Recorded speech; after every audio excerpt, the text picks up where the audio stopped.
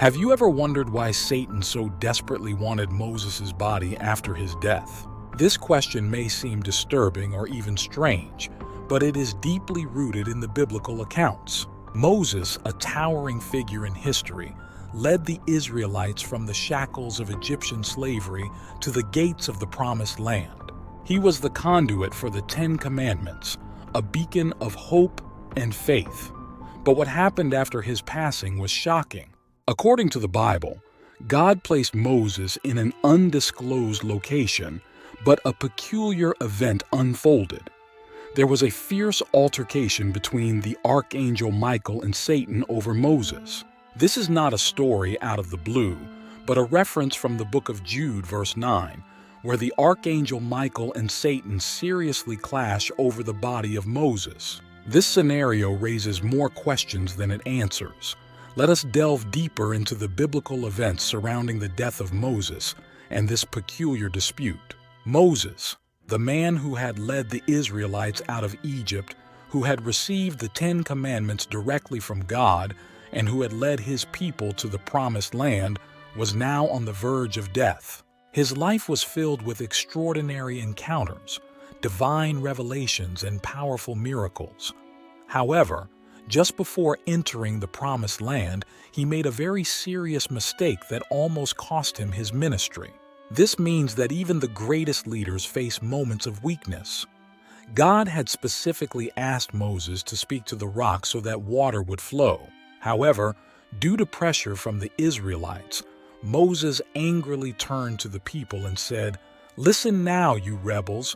Shall we make water come out of this rock for you?" Although this statement seemed innocent, it had serious consequences. Moses' first mistake was to use the word "we" instead of God, which implied an attribute of power of his own. Second, Moses struck the rock twice with his rod when God had specifically instructed him to speak to it, saying, "Speak to the rock before its eyes, and it will give forth its waters." However, this set off a chain of unfortunate events. God told Moses that, despite his track record and leadership, he would no longer enter the Promised Land because of this mistake. Although he had overcome countless trials, you can imagine the burden of losing everything in the end.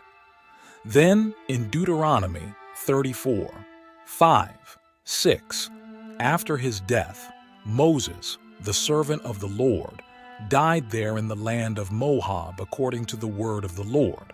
And they buried him in the valley in the land of Moab, opposite Beth Peor. However, in a mysterious and divine act, his grave remains unknown to this day. God buried Moses himself, an unusual action that reveals his special bond with man. Although it is not common for the creator of the whole universe to personally participate in the burial of someone, this act shows the love and respect Moses had in God's eyes. Therefore, the question arises as to why God chose a secret place for Moses' tomb. This fact leads us to reflect on the divine wisdom and mysteries of his designs.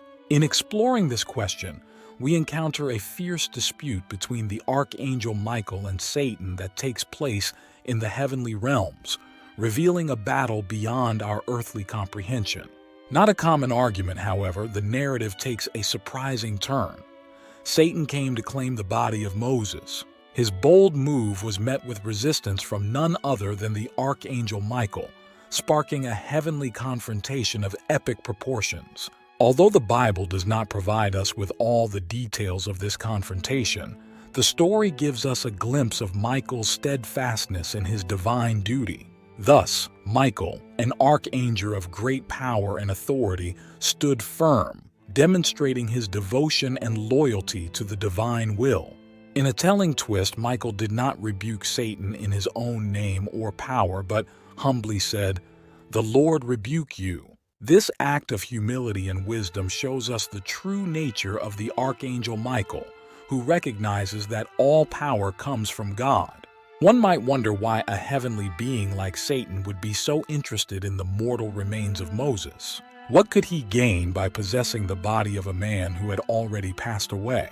First, There is the possibility that Satan wanted to prevent Moses from being resurrected or assumed into heaven. Satan could have mistakenly assumed that God planned to take Moses to heaven, as he did with Elijah or Enoch. According to the Gospel of Matthew 17:3, Moses appeared with Elijah on the Mount of Transfiguration with Jesus. However, Satan, being the cunning adversary that he is, he may have tried to prevent this from happening by taking possession of Moses' body. Another important reason is that Satan wanted Moses' body, possibly to use it as an object of idolatry among the Israelites. Although it is not clear, Satan may have intended to instigate an incident similar to that of the golden calf in Exodus 32. Therefore, he knew that this could have led the Israelites to venerate the body of Moses or his relics. Consequently, this strategy would have been part of his attempt to divert the people from the true worship of God. God, in his wisdom, could have hidden Moses' body to protect his people from this trap. However, another reason is that Satan, referred to as the accuser in Revelation 12:10, might have wanted to accuse Moses of his past sins and unworthiness before God. Although Moses could have been used by Satan in the past, God could have taken measures to protect his reputation and the trust of his people. Despite failures such as killing an Egyptian, breaking the tablets of the law, or striking the rock instead of speaking to him, Satan could have wanted to mock God by planning to take over his body. In his pride and rebellion, he constantly seeks to defy God and his plans. Therefore, let us remember this: Satan's cunning nature knows no bounds. Therefore, God's wisdom and power are infinitely greater than Satan's plans. In spite of adversity, victory is always assured with divine wisdom. God's purposes cannot be thwarted, and his plans cannot be overturned. Satan's cunning knows no limits, yet neither does God's wisdom. Though Satan may be cunning, God is always one step ahead. His wisdom and power far surpass anything Satan can muster. Therefore, even in the face of Satan's cunning, God prevails. His power is indomitable and his wisdom is infinite. No matter how cunning and shrewd Satan may be, God's wisdom, power, and love for us are infinitely greater. There is a greater lesson in this dispute. While it may have been a story of God's chosen leader, Moses, and the battle that followed over his lifeless body, let us step back for a moment and look beyond the battle, beyond Satan's motives, and find first the greater message hidden within this story. The Israelites time and again fell into the trap of idolatry, whether it was the worship of gold or the bronze serpent. In straying from worship of the one true God, the possible misuse of Moses' body as an object of veneration underscores the struggle and reminds us to keep our worship focused on God alone. It is a testimony that God's grace extends beyond our shortcomings and that his love is stronger than our past failures. This story also serves as a stark reminder of the need to resist Satan's temptations. Although Satan is cunning and will use any means to divert us from God's path, as Archangel Michael demonstrated, with faith and the power of God's word, we can resist these temptations.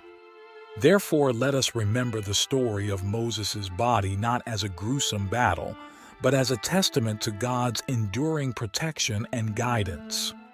It is a testament that continues to resonate, reminding us of the importance of true worship, the power of God's redemption, and the need to resist Satan's temptations. In addition, this story connects us emotionally to the struggle and victory over temptation, awakening in us a renewed determination to remain faithful to God.